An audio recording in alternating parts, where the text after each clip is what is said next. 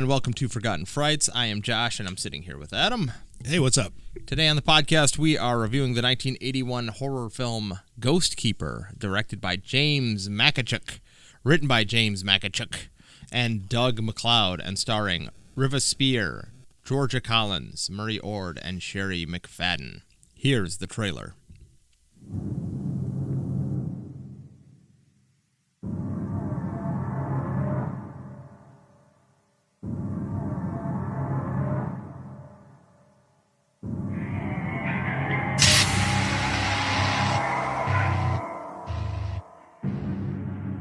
City folks always asking questions. Always gotta know everything.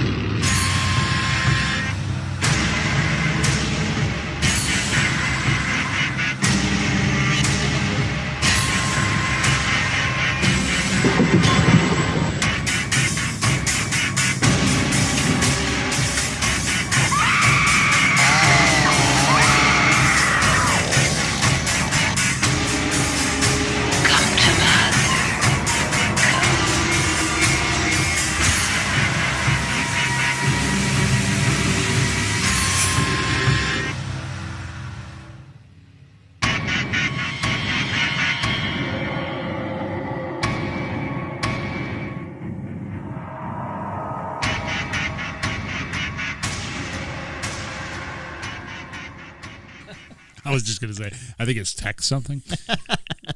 All right, Adam. We're laughing. It should be. Oh. All right, Adam. That was the trailer to Ghost Keeper, 1981. What did you think of the trailer? I mean, it kind of made me interested to watch the movie, I guess. Yeah, it actually looked like a modern trailer. I wonder if that's maybe that's like an updated. Oh yeah, maybe. It looked very. It was cut in a way that was very quick. Maybe somebody with a lot of time on their hands were like, I think I'm going to recut this movie trailer. I would not be. I would not be shocked. Yeah. It seems. I feel like before we get into things, how's everything going? Let's start there. Good, things are good. Weather's warming up. You just told me we're supposed to get a foot of snow next Thursday, but today's 60 degrees. So. When I was watching these films this morning, and I was like, we're like, this is spring break. We're here. We're finally we're on the other side of rough weather, and I was thinking, what an odd. The intention was to watch, I guess, winter movies in winter, and we're now firmly this is spring. Yes, technically for sure. And I was like, well, that's odd. I guess whoopsies. But then I looked, and it was like foot of snow on Thursday. So no, we're good. Yeah, it almost worked out in our favor, I guess. I think we're A-okay. Yeah. Now the other thing I wanted to bring up is with these movies we've been doing. Do you feel like we're stuck in kind of a cycle of similar themes recurring throughout these films and similar types of films? Almost as if we are in a Vincent Price-esque madhouse in which we are slowly going crazy because of the types of houses we're being subjected to in these horror films. I can see where you're getting at for sure, but I don't know. I feel like maybe it's that we're in that, mid 70s to mid 80s, and maybe it's just everybody was building off of each other. I don't know. Yeah. We have two very overlook hotel settings. Yeah. And one film that is 6 months after The Shining, and I think is directly stealing things from The Shining, as we will come to find out. Yeah. And that film is Ghost Keeper, today's episode that we're discussing. Yeah. Yeah, I am, it's been a little bit since we've done a podcast episode, but I think with these two particular films, I think they're right at home here on the pod. I think they're a good fit. They're certainly forgotten. They are definitely forgotten. They're also Canadian. They're very Canadian. And they both have a lot in common as far as Canadian cinema goes. And I don't know. I think you're handling trivia on Curtain, so I don't want to Curtain's our next film that we're reviewing, so I don't want to give too much away. But the music, the score was done by the same guy in both films. Wow, I didn't even realize that. Yeah, and then I don't know if you also know about the Hag Mask. No. Where else that has appeared? No. In a little film called The Comeback that we did on the pod. Really? Yeah. I had no idea. It's the same Hag Mask, apparently. Wow. I was listening to some Canadian guys review the movie, and it was great. I think it's a lot to talk about. I think it's interesting that we, full transparency, we were just looking for winter-related movies, and we just selected these out of thin air. There wasn't anything. I probably saw both of these before once, but it was very much like, what else is there to watch? Okay, I'll just put this on. Maybe it's stuck in that cycle of your algorithm. It's feeding those. It could be. Yeah. Maybe I'm giving too many suggestions. Maybe I think it's fine though. It's all linking together. It's like it's our intent with I think the Hammer horror films. You just start seeing overlap, right? And that's good. Yeah. We want that. With Ghost Keeper, we have definitely some overlap. Oh, and with Omnibus, the hand, because there's a film that we will do eventually here in the future that rotten hand in Dr. Terrors. The one that moves by itself? Yeah, because that appears in another many Amicus Omnibus movies. Yeah. Or Amicus, I say Omnibus. But I think Vault of Horror. Yeah. Yeah.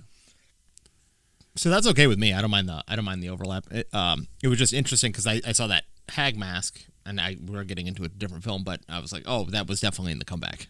And then these films are like linked together as well because they're Canadian. Wow, I did not realize that. I knew them Hag Mask for sure from this movie, but didn't even occur to me. Like the knife in Golden Child, also appearing in The Shadow. Oh. It's the same knife, same dagger. Huh. I guess props are just props just get like recycled and rotated throughout films. So spooky winter movies. I think these are firmly in there for creeptastic. Below zero, we're stuck in a frozen wasteland. This one has some really good. I think the setting is really good. And in capturing it looked like northern Michigan. Just like I understood the isolation immediately as soon as the film started. Yeah, it could very easily be Toppinabee or Wolverine for sure. Yeah. It's got it could be like a Logan situation. No, the city Wolverine. Oh, I'm sorry. I was thinking because who else is Canadian but Wolverine? Is he not from? Like Northern Ontario, or did he live in Northern Ontario? I think his origin story is all. We got to be specific with Wolverine in Northern Michigan and Wolverine with claws. Yeah. So, would you like to hear the taglines to Ghost Keeper? Absolutely. Okay, the first one is: their ancestors spoke of the evil being that lived in the mountains. Too late, they heeded their warning. Yeah. Mm-hmm. Mm-hmm. Number 2. All caps. Spine-chilling suspense. Yeah, I like it. I like the third one, and this is the last one. Who next becomes the keeper of the beast that lives on human flesh? Who next? Yeah, who next? I like it because it's written, I don't know, like Shakespearean. Yeah. It's like it also like it really it makes clear one aspect of the film that they don't deliver on at all. Right. And they're like, let's use that as the tagline. It's like, but I think it appears in 2 scenes, and both it just yeah, it looks like drunk McFoley. Yeah. From wrestling. He's just kind of stumbling around. So yeah. All right. Yeah. I mean, I have just a brief plot overview. We've got Ghost Keeper is the story of 3 friends. I've got to figure out how to do this in a way that my arm isn't like that.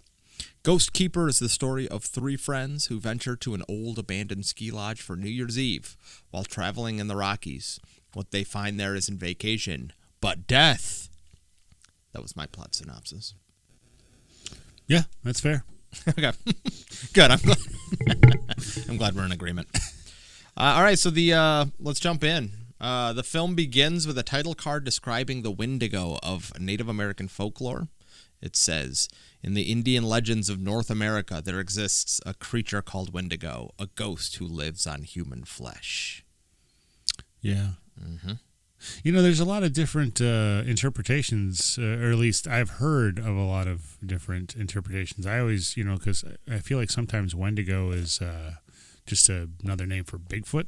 Yeah. In some situations, but then sometimes it's a ghost. Yeah. Sometimes it's a spirit. So. Yeah. So it comes the Wendigo comes from Algonquin folklore. So Canadian, Northern Canadian.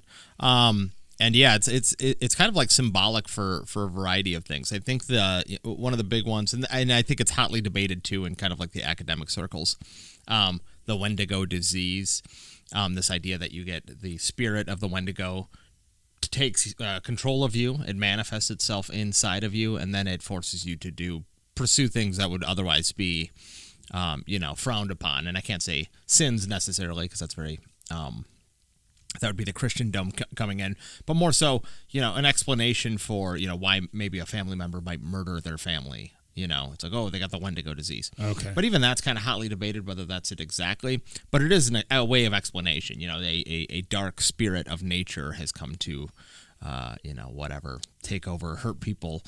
And I believe used also in the context for imperialism when white settlers came over and started murdering people, and they couldn't make sense why that would be the case. It's the Wendigo has plagued our people, that sort of thing. Yeah, that tracks. Before you mentioned the murder thing, I thought it might even be like a crippling gambling problem. The Wendigo's got me. So interestingly enough, I think it's also symbolic for greed. Okay. So I don't know if it's gambling, but it's also, it might be drinking and murder, right? And abuse and that sort of thing. Kind of everything that's wrong with society. Sure. So. Yeah, I think if somebody's got a terrible drinking problem, they might, especially back before medicine and logical thinking was a thing. Yeah, it might be like But then I think there's also there are, and I don't know how what the overlap is there, but there's also a Wendigo beast that is symbolic of the dangers of nature, and that there's also descriptions of it being having dead yellow flesh and red eyes and being a monstrous creature. But then it's also this other thing. So I think that's where kind of the dispute comes in, because it's is it actually that, or is that just something that researchers took and they said, oh yeah, it seems like it would be symbolic of blah blah blah, or if it's actually just a Bigfoot and right, yeah, an abominable snowman. I think Wolverine with the claws, of course. He fought the Wendigo. That's one of the first times. That's one of the first times I knew what a Wendigo was. Wolverine in Wolverine, Michigan. It could have been doing battle. Yeah, maybe just north of it. So we get the snowmobilers are there's 3 of them, and they stop at a roadside a general store. Like a general store. Yeah.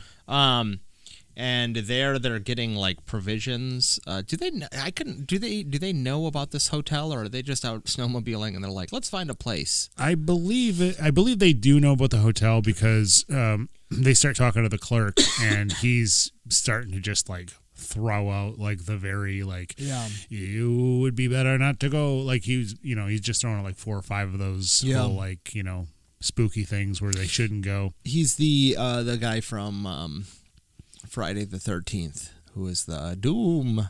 Yeah, he's that guy. Yeah. Just a little more dialed back, and he owns a business, so he's small he business owner. Seems a little bit more put together, and I feel like the main guy, Marty. Yeah, Marty. Yeah, Marty. He's being a real. Yeah, he's a little scamp. Yeah, I mean, he's really just giving the guy a lot of grief. Country music, real nice, and the guy's just buy your stuff and leave. Yeah, he said, the shopkeeper, at one point he says, there are worse things out there than getting lost. Also, jerky, 2 for $1. If you would, buy 2 jerkies, get a pickled egg. And they're then I believe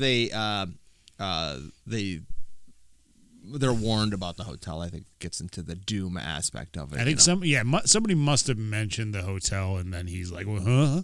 Yep. And then he's, be careful.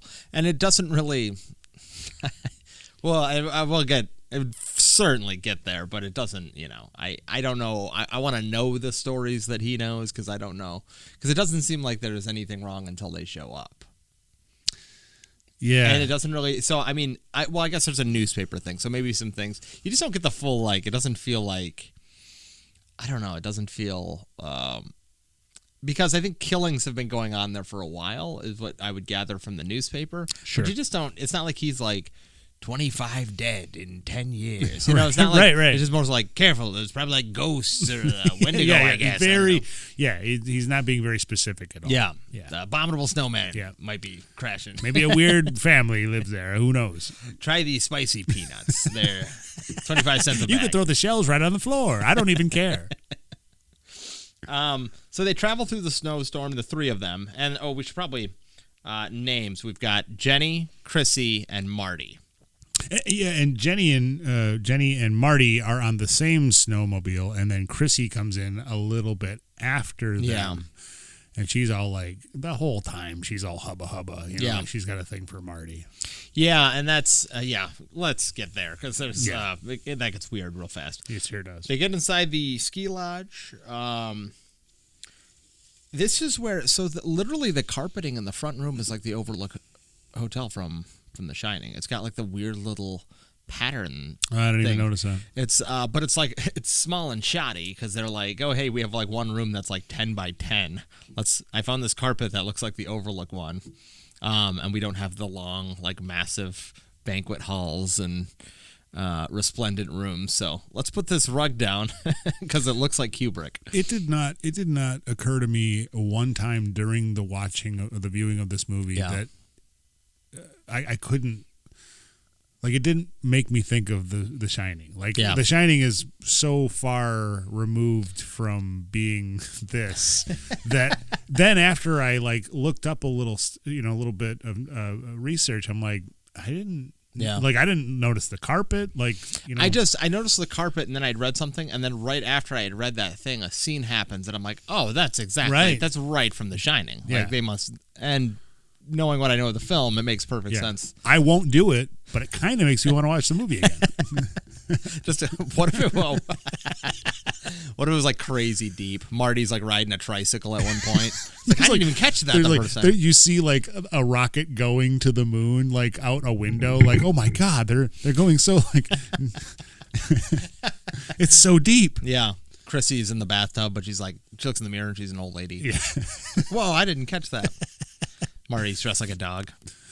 Dick Halloran's going for a jog with an axe in his chest. He's there. Okay, so then as they're looking out, they're kind of getting settled in. Like a snowstorm starts coming in. They can see in the trees. There's a lot of falling snow, and it's going to be a blizzard, that sort of thing. They kind of like batten down and start a fire. They mentioned it like a ways into the movie, but they mentioned that it was New Year's Eve, and I didn't get that was something that was a synopsis. Like I have a note that says it's New Year's Eve. Yeah, like I had yeah, I don't know what the point of that is. No, I don't. Marty's wearing a hat. He's got like one of those little like New Year's Eve hats. Right.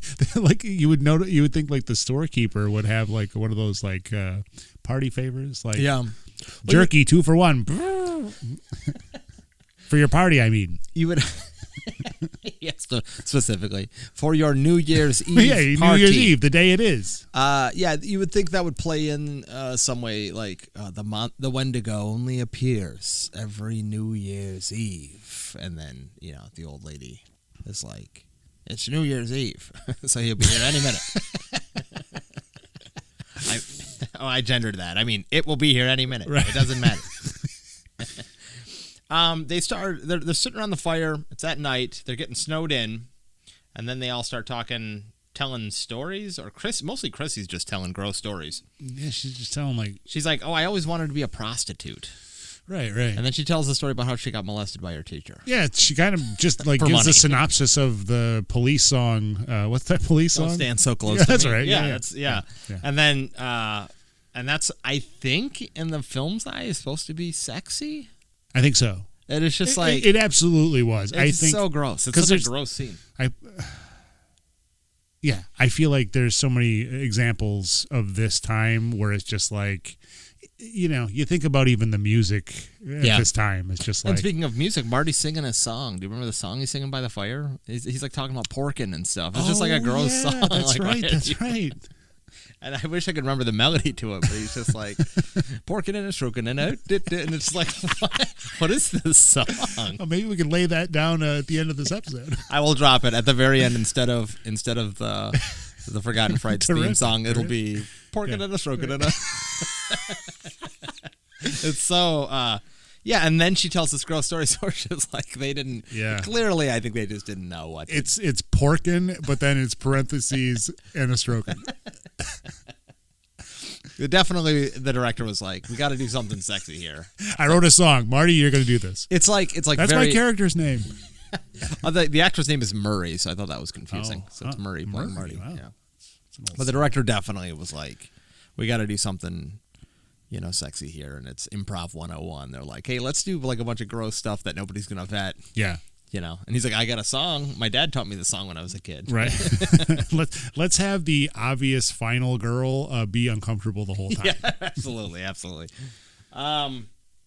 So then Marty goes into the kitchen, I assume to grab booze, snacks, something, and he screams. Yeah. And giant bottle of lube.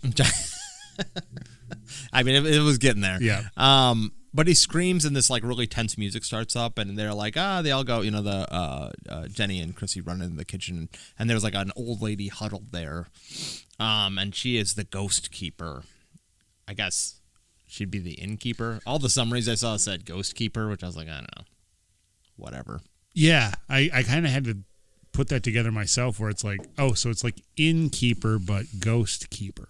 Yeah, and I so think she's the keeping the ghost, but not the lodge. Yeah, and I guess the Wendigo is supposed to be the ghost, even though it's just like a bearded, bloody guy in the basement who's like, drunk Foley. Yeah, drunk McFoley. Yeah. Because he opens the door and he like throws himself through a table and rolls around in barbed wire. It's like, oh yeah, it's McFoley. They interrogate the old lady while she houses a sandwich. Like she just that's what she's in the kitchen. She's just like, she doesn't even care. She's like, don't interrupt my midnight snack. It's delicious. I heard that song you were singing. Shame on you. You're off key. It goes like this: parking and a stroking and a. So they get. She allows them to lodge into the hotel, and Jenny and Marty start. Jenny and Marty start arguing. Because Jenny says, oh, do you want to sleep with her? And obviously we know it's Chrissy, but she also says her, and I'm like, does she mean the ghost keeper? Let me floss. Yeah. I'll be ready in a minute. I'm listening. I still got all this prosciutto in my teeth. I heard that song. It got me randy. So then, and then Marty is just like, he's like, you don't own me. Yeah. I can do whatever I want. I really. can pork and or stroke whatever I like. want. Yeah. And she's just kind of like, why do you have to be so awful? And he's like, good night, and like leaves. Yeah. And then he runs into Chrissy in the hallway, and she's off to take a bath. Mm-hmm. They stop and stare at each other for 2 seconds, and then she's like, well, see you later. Yep. And goes to take a bath. Now we also get the ghost keeper has a son who's like running around, but we don't get any sight of him until a few moments later. Yeah. Oh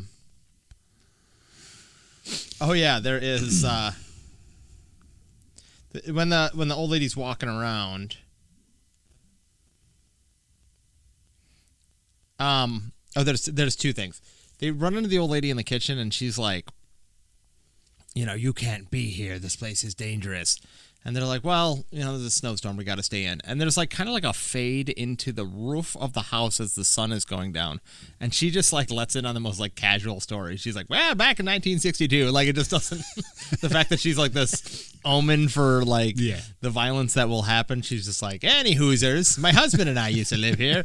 And then the other thing is that she's like, she says, so the doors are unlocked, and she says, no reason to lock them. There's nobody here to keep out. Yeah. And so that's going to be, a bad thing. Right. There. The old lady's like listening into Marty and Jenny while they're arguing too, and I think at one point she's like smoking a cigarette. But I think that's when Chrissy then goes to she sees Marty in the hallway and she leaves. It cuts to the old lady. She's like smiling and smoking a cigarette. Yep.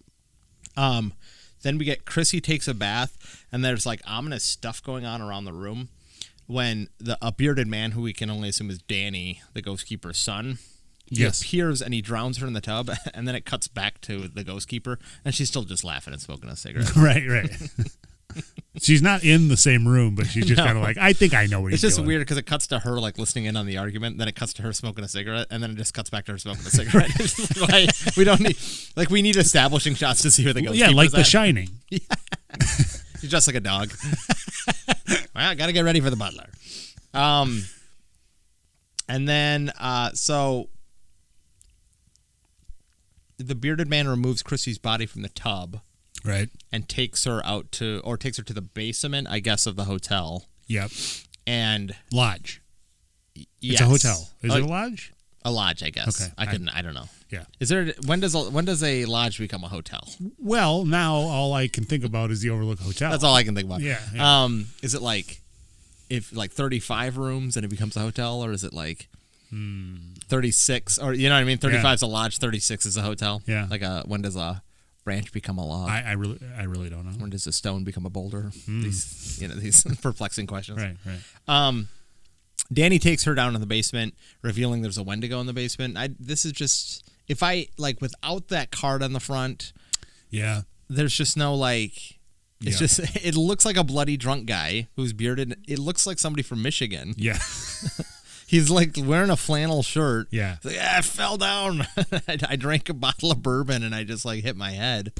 Right. I think they needed to lean more into the possession aspect. Like maybe have some sort of ceremonial thing where it's like, okay, now the person has changed. She's the ghost keeper. He should be doing. There should have been like a ritualistic thing, and it's like he's not just a drunk Michigan guy. He's a Wendigo because of the, the ritual that forced the spirit into his body, but we just don't get that. The one that we didn't show you. We didn't show you. Yeah. And then so Danny cuts Chrissy's throat and kind of just leaves her body there. Yeah. Does the Wendigo eat her? What is the? Do we ever see Chrissy again? No. Yeah. No, I don't know. So is it? I guess I just that whole thing isn't even. Yeah. Yeah, I can't even use context clues to figure that out. I have no idea. The other part, and I feel like this may be tied into why people think about, or why some people think about The Shining with this movie, is that the main girl, Jenny, she doesn't have a lot of personality. Yeah. So there's always kind of this vacancy when she's on screen. Yeah. And maybe some people took that as wow, she's really is kind of ethereal and ghostly. I just thought that she didn't bring a whole lot to the movie. I thought the acting was pretty bad all around. Yeah. I didn't think it was very. No. Yeah. So anytime she was just searching around the house, it's just yeah. Only because there were so few people in the movie, I'm like, well, she must be the one that survives. But I think there was a review or an overview that I saw of this film that was kind of praised the acting, that it was the acting's above above the level of other films of its time, and I'm I don't know, I don't really think it was that good. I mean, the song that he sang was really good. But that improv was pretty great.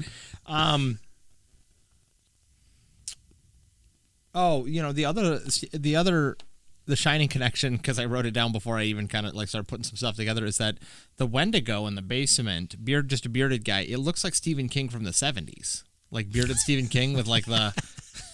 he just kind looks of, yeah. You just had a little bit of blood. I don't know if he was maybe cameo? I don't know. So then we get Jenny leaves her room because she's laying in bed and she's because she goes to investigate and the tub's empty and Chrissy isn't there anymore. Yep. And so she's Chrissy will come back. She always comes back. And then she leaves their room in the middle of the night, and the ghost keeper's talking to her son, and they're talking about I think it's alluding to we have to get rid of these people, or that we have to make sure the Wendigo stays in the basement in his ice prison that they built. when in regards to this scene, there's a scene where Marty goes out and tries to start the snowmobile. That is in the morning. Yes. So right after this. Okay. Yep. And it doesn't start. In fact, it's been tampered with. Yes. I think we cut to the ghost keeper who was like, Smoking a cigarette. Yeah, I'm smoking a cigarette. Probably, She's like, gotcha. Yeah.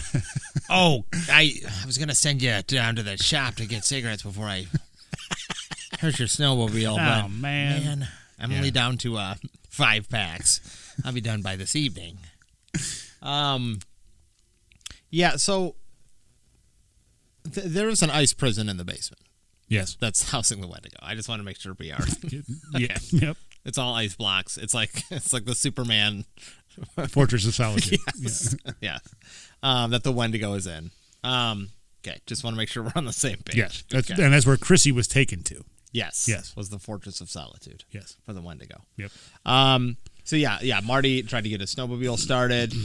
He goes, and this is where they confront the ghost keeper in the kitchen, and Marty's like, "Okay, what's going on here?" Chrissy's gone. Snowmobile doesn't start, and she's being very flippant and kind of like, "Oh," I think again alluding to like, "Oh, maybe she accidentally bumped her head, and now she's in a frozen room."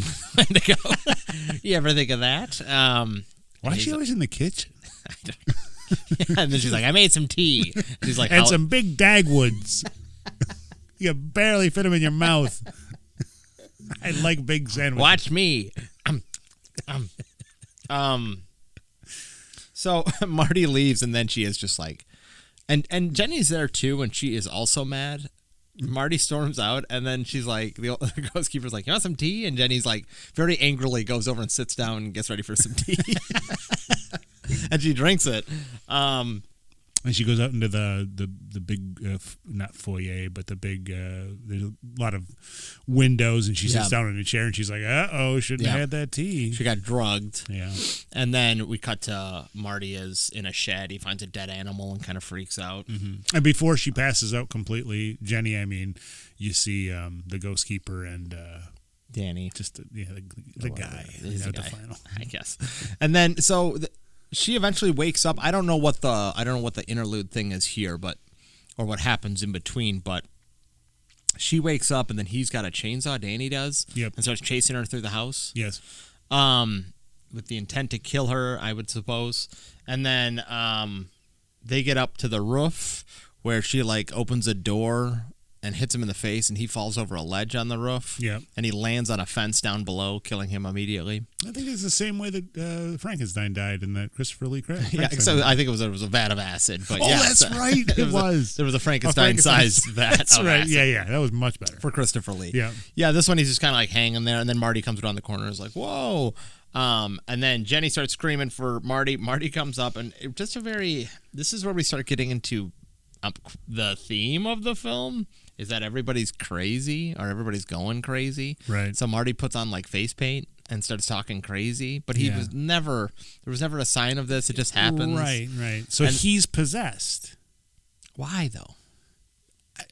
Again, the Wendigo in the basement is still alive. Maybe this movie came with a pamphlet.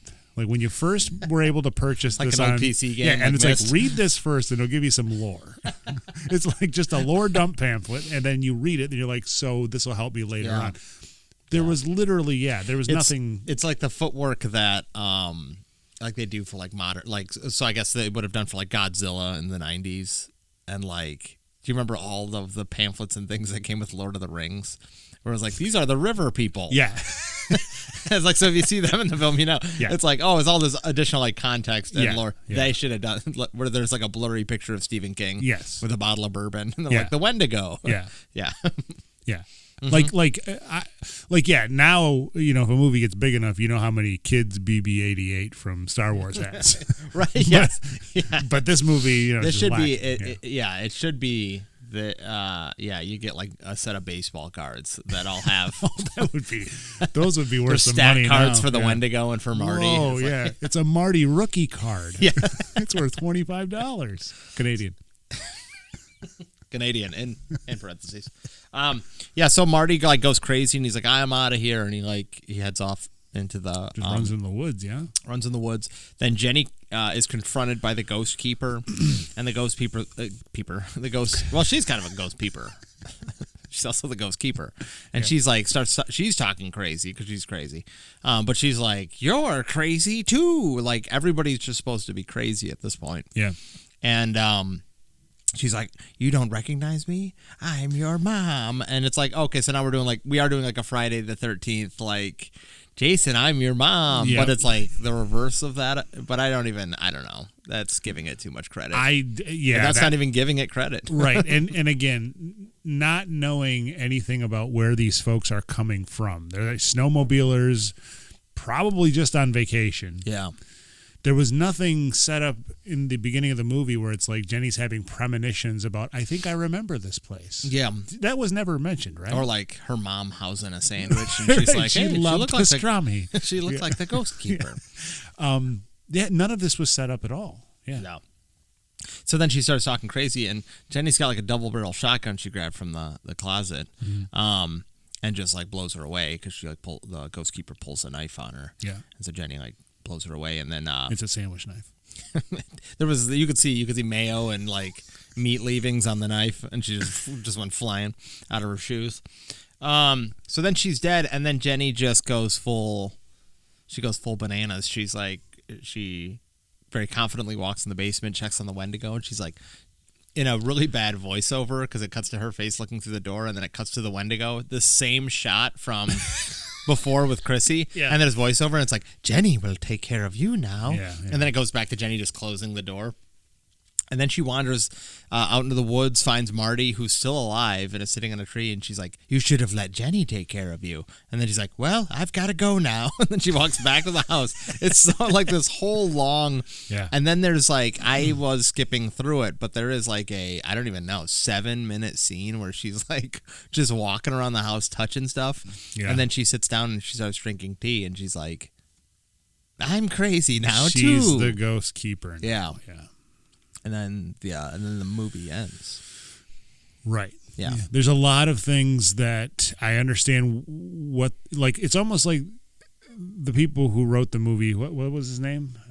Jim Makichuck? Yeah, Makichuck was almost like, I'm going to write most of this, but I'm going to let everybody else just kind of do the work in their head. Because it's nothing phenomenal, but it's like, I understand what they're trying to do. They just didn't do it very well. Yeah. I think the execution was poor. Yeah. And, regrettable.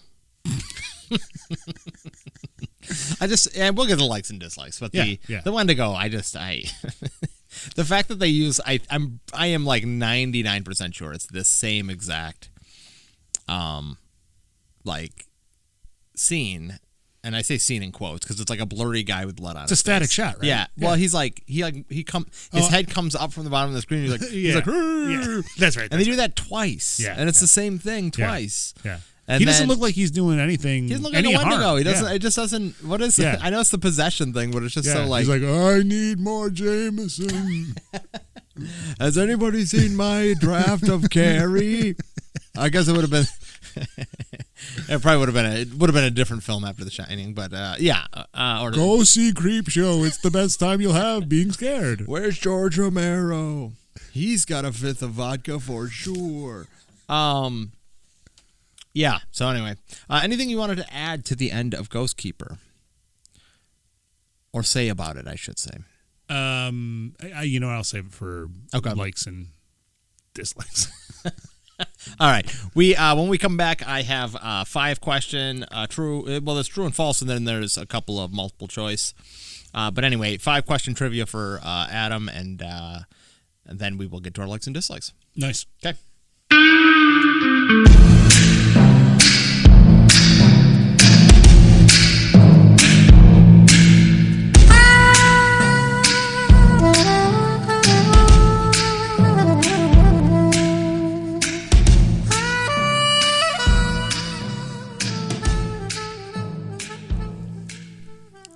And we are back after our beignet break.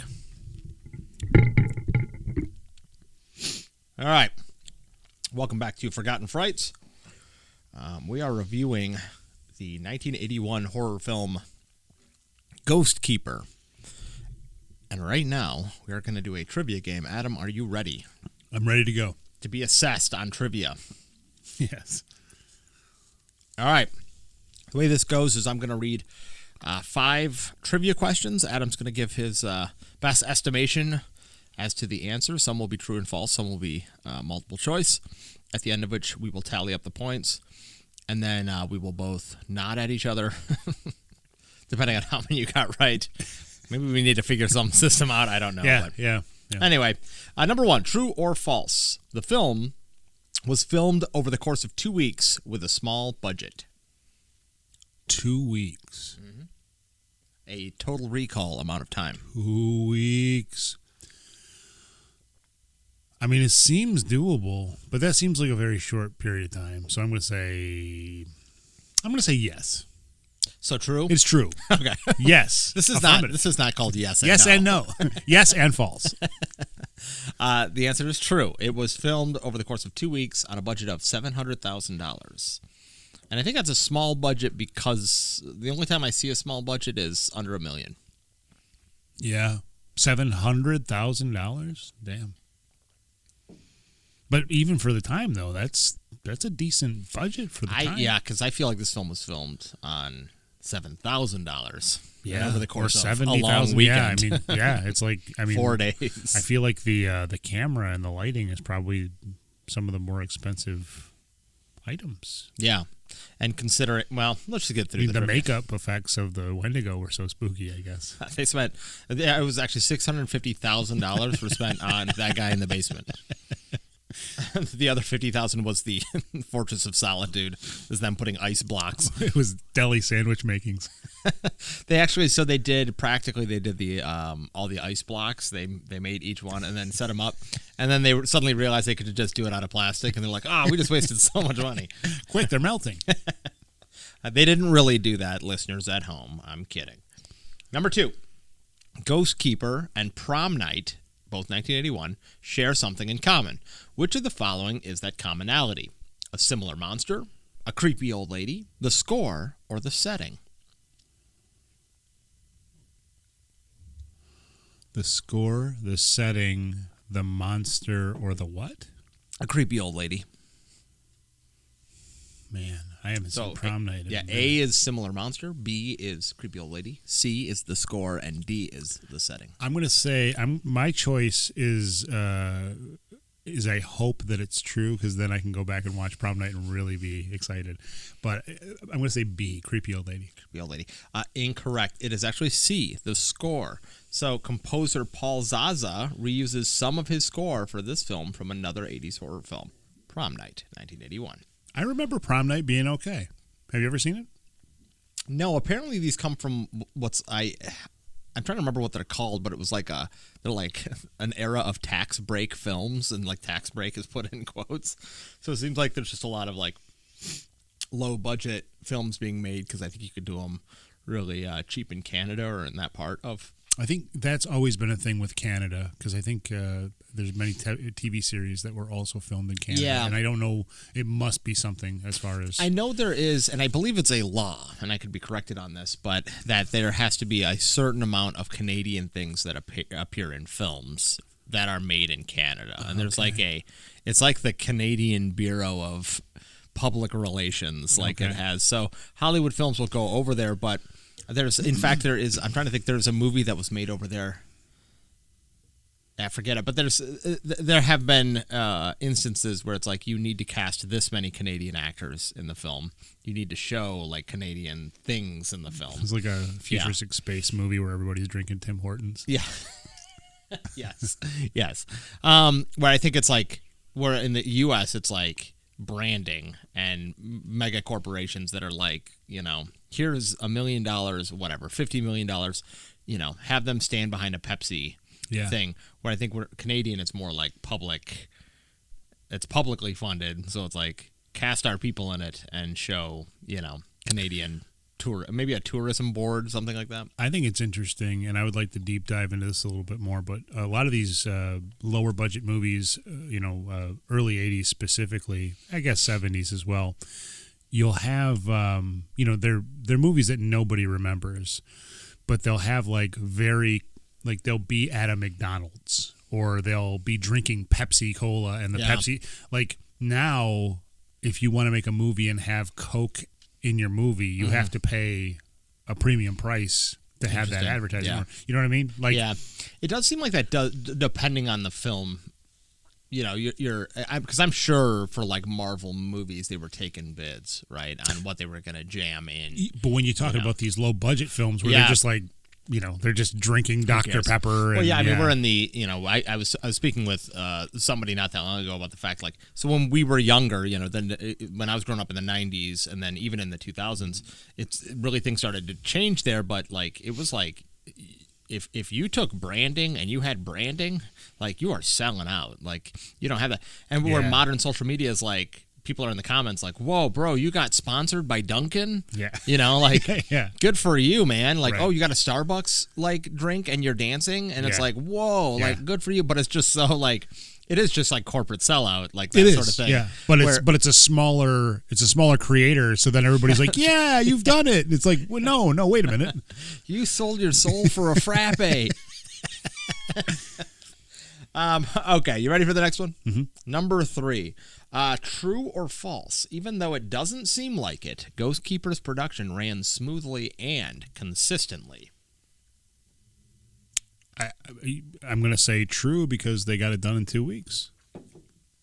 This is false. What? So according to director James Makichuck, it's supposed to be 2 days. Yeah, they were supposed to have it done in 8 hours. The film's money started to run out during production. So rather than cancel the production altogether, he decided to abandon the remaining script. I have something to say about that. And make things up as he went along, hoping to at least retain the film's creepy atmosphere. He said this explains the released film's rather uneven, incoherent sections and sparse use of the plot's monster. So the script must have been, because I was trying to wrap my brain around that he had a script and he's like, well, can't use this, too expensive. Let's just do whatever. It just seems like it would be, you already know you're working with $700,000.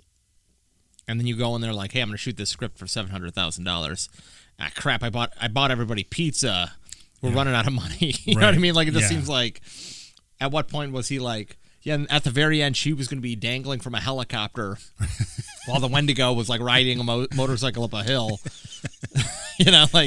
How, and then a huge explosion that was going to be, $3 million. Right. This sounds like some Tommy Wiseau stuff. Yeah. Like, it's like, no, I meant this the whole time. That's like, exactly what it sounds like. Yeah. Yeah. It's like, so, while things were like blah, blah, blah, it's still like. If I would have really been able to shoot what I had, we would have had, The Shining 2, Jack's Dull Day Out or something. Oh, you know what we didn't get to when we were talking about the synopsis of the film is that the shopkeeper comes to save the day. Yeah. Okay. Yeah. He walks in and he gets knifed like immediately. Dick Halloran. Just like, Scatman Crothers. Yeah. So why else would that happen if he was not like, hey guys, I just saw this movie called The Shining. And you just didn't even see it coming with Dick Halloran. Can we do that? Yeah. And they're like, yeah, you're the director. You just tell us what to do. Yeah.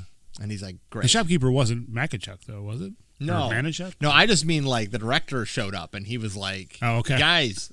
And the shopkeeper, they had to call him because he was already like, I'm not going to be in the movie anymore. He's like, we're bringing you back. Yeah. I just saw The Shining. He's sitting on an island with a coconut drink. He's just like, what? Just like Dick Halloran from The Shining. From The Shining, yeah. That's right. Okay, yeah. So him in real life. yes. Okay. He's got a giant felt painting behind him. And then in the fictitious realm of the film, he comes back and gets killed, and then he goes back to his island in real life. That's right. All right, number 4, Banff National Park. Banff, Banff, Banff. Yep. National Park. I've never said that out loud. Where the film was shot is known for its natural beauty, but it also has its own horror stories in its history. Oh, God, let's try that again. Banff National Park, where the film was shot, is known for its natural beauty, but it also has its own horror stories in its history. Which of the following also appeared in the national park? A serial killer's dumping ground. B, a Wendigo-like story of murder. C, an internment camp. Or D, stories of an abominable snowman. Stories doesn't seem that creepy.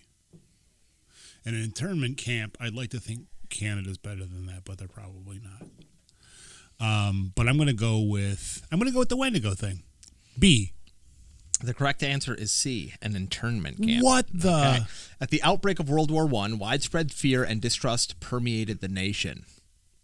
This led the Canadian government to enact the War Measures Act in August of 1914. Jeez. The act authorized the sweeping imprisonment and registration of people deemed aliens of enemy nationality.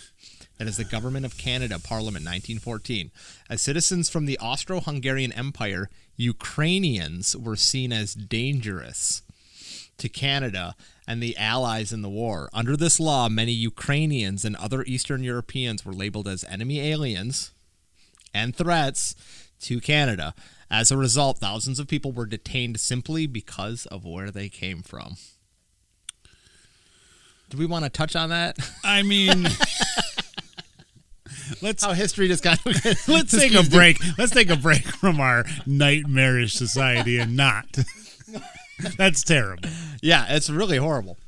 It's almost like just like like that. We have to learn about history unless it repeats itself. Yeah. But it's like we have to learn about history so we can just watch it in terror as it unfolds again. I think before your eyes. I think the problem with that saying, history will repeat itself. Yeah.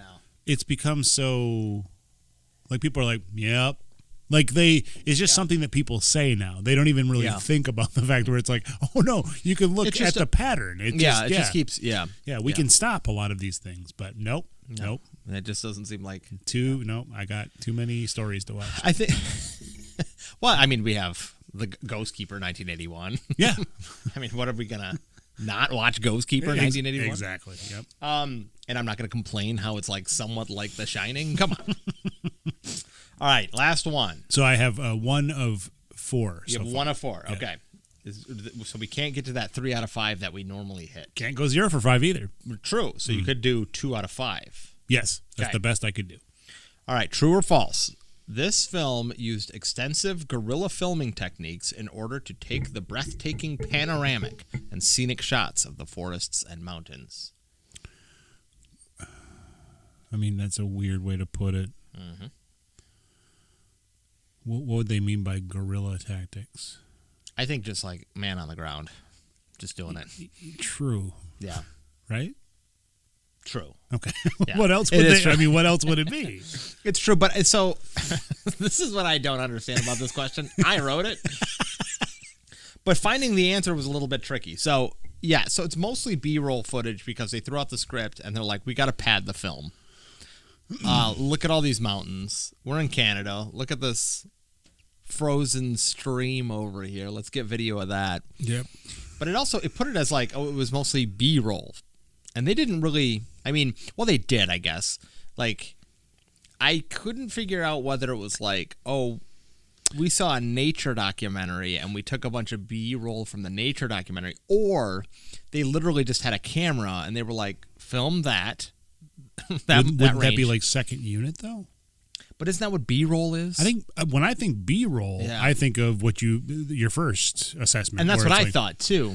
Like those old Disney movies where it's like you'd have Tarzan and Boy walking around and then it would just go to very grainy footage of a close-up squirrel. Yes. And then they kind of laugh at it. And then they goes to a tiger like splashing around. Those jungle squirrels. It was filmed at least 20 years before the movie that they're trying to sell was made. Yeah. So, so it's either they did it and they padded the film with their own filming, or they just raided an archive of old film and threw it in there, which I would think would be the cheaper, but it sounds like this guy could not manage $700,000 at a crummy what did we call it? Lodge, I guess, over a 2-week period. He's like, I shouldn't have paid everybody $100,000 a day. Right. That was my mistake. If I had to do it again. Nobody's getting paid. I'm throwing the script out, and this is the Wendigo. And I'm taking the Wendigo puppet home. Larry, introduce yourself. I'll be the Wendigo. I will. I'll wait until we're doing the likes and dislikes. Okay. So that's 2 out of 5 I got. 2 out of 5. Yeah. The last one was a gimme. Thank you. Should we have like should I insert a song? What do we? Should I sing a song? Yes, you should insert a song, and it's Porkin' and a Strokin' at the end of this one. perhaps we need to put some stakes as far as like who gets to select the next movie. But then again, Oh, that's it. Yeah, that's it. Okay, I think so. You lost. I choose the next movie. Well, we already know what the next movie is. That's the problem. Oh yeah, that's true. Yeah, and then we normally like each select a movie for the so it's like how. Let's think on that one. Okay, I like the idea. There's got to be some stakes. I think the idea is yeah. I think. Yeah, because I agree. It's like we just nod at each other like, well, that's done now. Maybe we have to like buy each other a coffee or something. All you right. provide the coffee next time. Okay. But what if you do terribly on the trivia for the next one and then it cancels it out? Then we just don't drink coffee anymore? What if we do this? We do it as a rotation of 2. So, because we record 2 episodes, listeners at home, we record 2 episodes every time. Adam handles trivia for one movie, I handle trivia for the other. What if we just see who does better out of those 2 films, can then choose the next 2 films? Okay. Sounds good. And the loser has to buy the other person coffee. Okay. With the caveat of all of this, I agree, but if we can punch it up and think of something different or better, we'll upgrade the stakes. So that the rules don't matter. So it just comes back to a discussion. Maybe. Yeah, what? We'll see. Yeah, let's talk about it. We'll figure it out. I mean, it's kind of weird for the listener, though. It's like, oh, I lost this time, so I have to bring like a smorgasbord of nachos. It's like, do we just like crunch on camera? Like, what if we show up? What if we show up with the 2 movies that we want to do next in mind, so that at the end of the second film, okay.